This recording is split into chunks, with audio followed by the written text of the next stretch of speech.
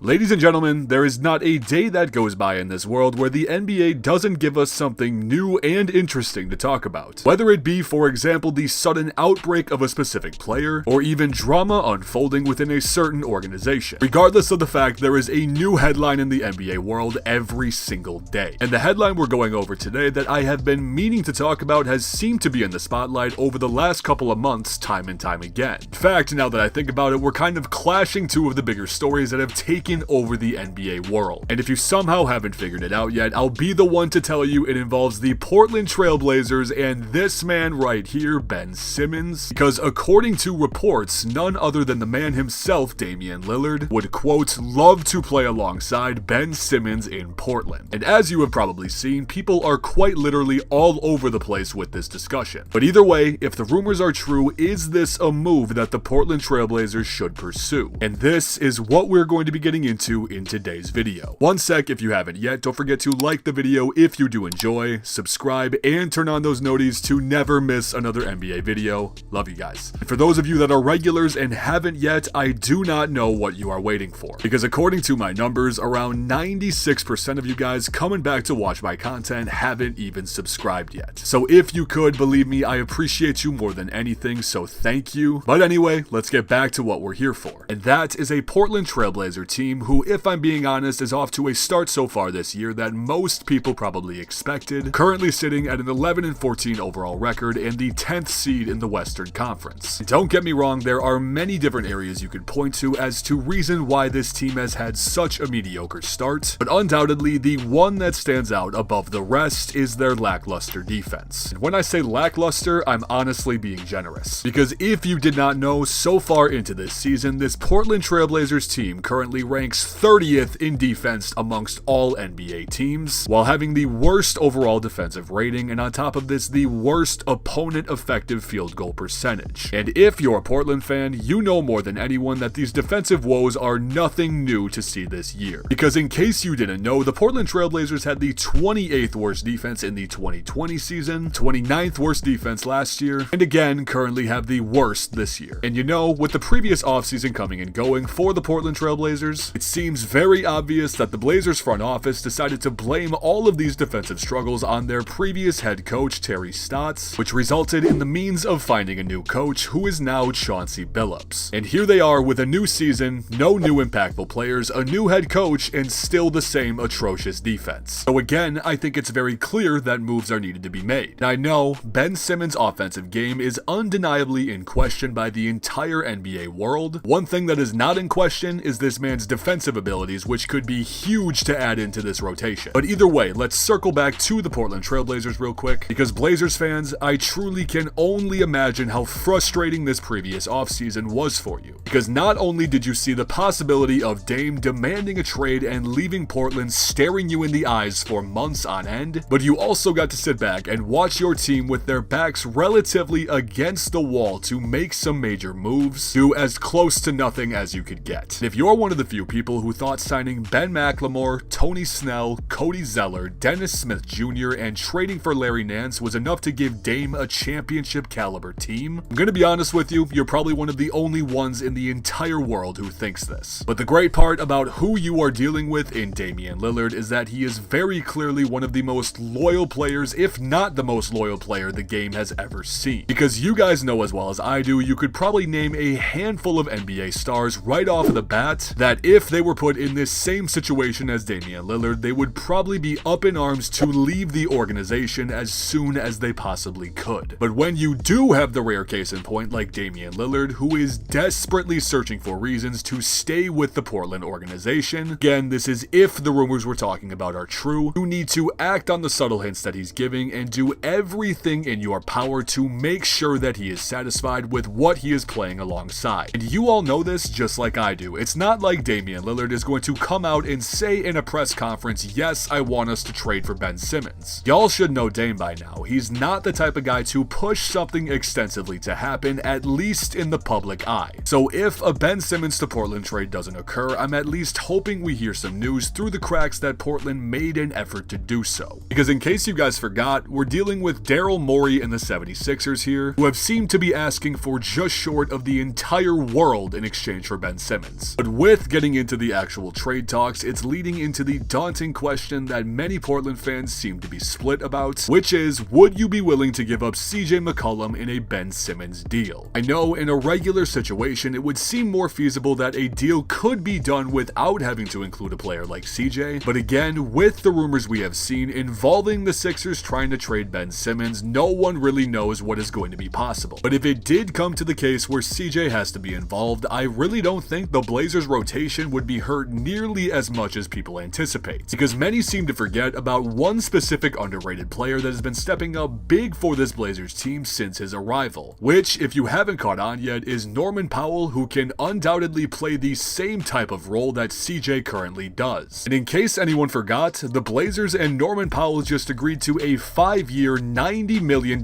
extension this previous offseason, which of course raised some major speculations that this would be a sign that CJ would be on the move in due time. All in all though, back to the point of Norman Powell being able to fill in the role that CJ currently plays on this team, they're really the same type of build and currently put up very similar numbers to each other. Now I know it's still clear that they both have their own strengths and weaknesses in different facets of the game. The point trying to be made is that if CJ McCollum was shipped off, or even Norman Powell in a situation like this, I really think they would be more than okay losing one of these two starters and throwing a player like Ben Simmons into the rotation to add so many different dimensions. And reportedly, it's not even just Ben Simmons that Damian Lillard is interested in playing alongside, because rumors have leaked that he has mentioned other names like Aaron Gordon and Jaylen Brown as well. At the end of the day, I think it's very clear that Damian Lillard sees the situation in front of him and knows that defensive improvement is desperately needed. It's just going to be a matter of how this need is met before the trade deadline approaches. Also though, I think it's clear that I don't watch this team religiously. I'm not a diehard Blazer fan, so what I want to hear is what you guys have to think. Because if any of you Blazers fans are watching, you know more than anyone, so go ahead and comment down below what you guys think of this situation and what the Blazers should do going forward. Also though, again, if you haven't yet, don't forget to go down below and leave a like on the video if you did enjoy, and of course, subscribe while you're down there. Can't say it enough, you guys. We're getting into the heart of the NBA season. We're gonna have so much to cover and discuss. Believe me when I say this, you don't want to miss out. But on that note, I just wanted to say thank you so much to each and every one of you for watching. I appreciate all of you more than anything in the entire world. You all know this, and I will see you guys in the next video.